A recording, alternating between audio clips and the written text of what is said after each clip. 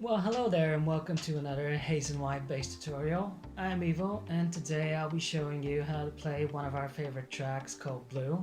The song has a fair few different parts in it, but it's actually easier than it might seem at first glance, especially once you get the rhythm down. To help you learn the song easier, I'm gonna attach a bass tab in the description below.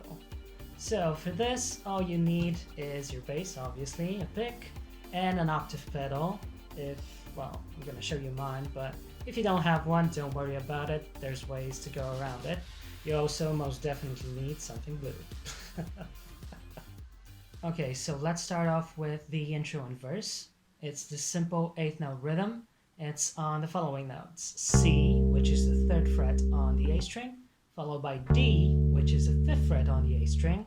Then you have F, which is the 3rd fret on the D string, and G, which is the 5th fret on the D string. And it goes like this.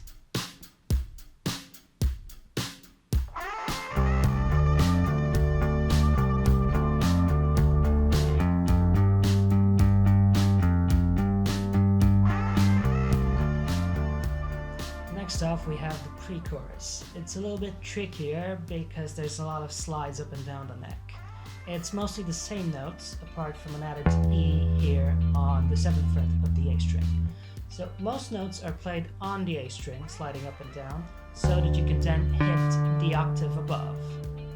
So to slow it down, here's the whole section at 80 BPM.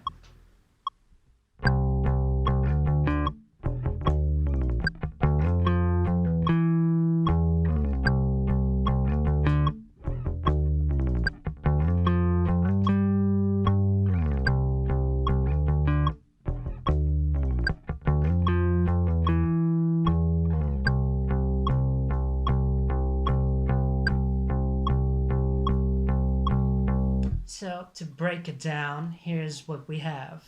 The C 3 times, sliding up to the D, hitting the D again, then the octave of D, then we have 2 ghost notes, and then the D, this time on the E string, just so we have this slide down. Then we come back up from the D to the F, octave of F, then from the F down to E, octave of E. This is the first time around. The second time around it's pretty much the same, but you end it, instead of going down to E, you go up to G. So it sounds like.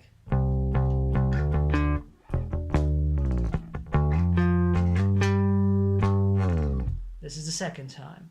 The third time it's pretty much the same as the first one, except at the end you go down to the C and you hold the C in an 8th note pattern.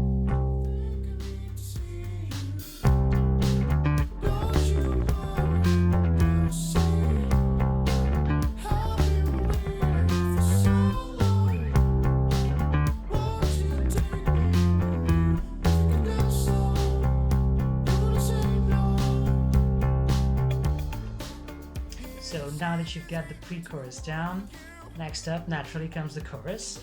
It's a bit easier because it's mostly 8th notes, and here's how it sounds at 80 BPM.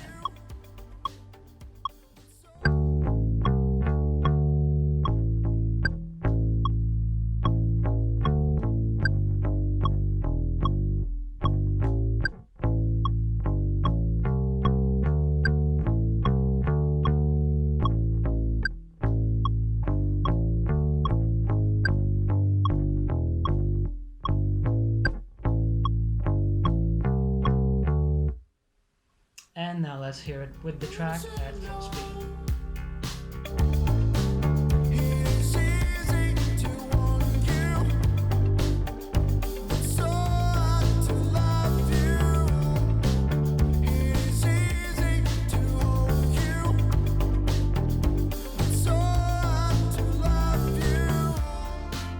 Alright, now it's time for the second part of the song. Here's where we use the octave pedal that I mentioned earlier.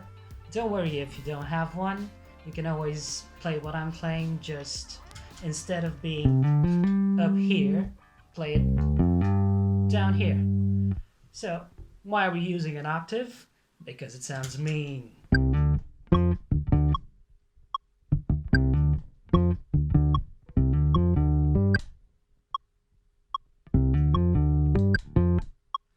So it goes 3 times, and on the fourth one, you have this little fill.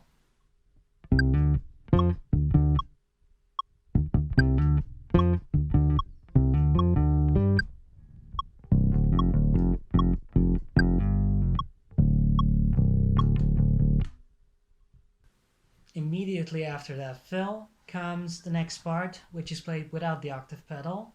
It's on the same notes as the fill, and it sounds like this.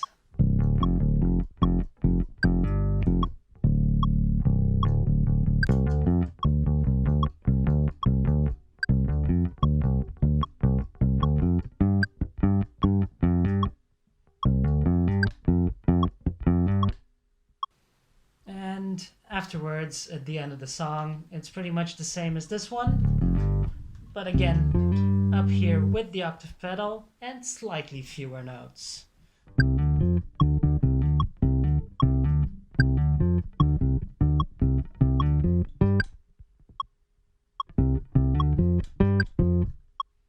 And that's it. And here it is at full speed.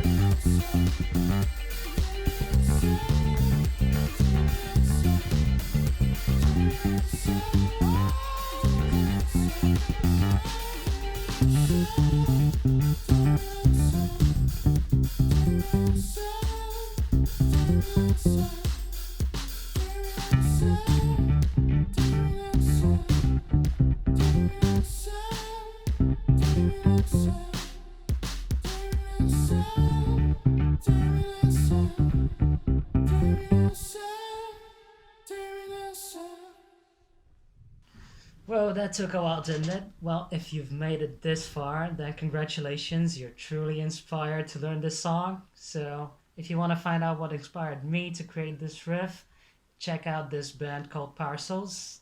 They're simply phenomenal, and their bass player is kick-ass. That's it for me, guys, and see you in the next one.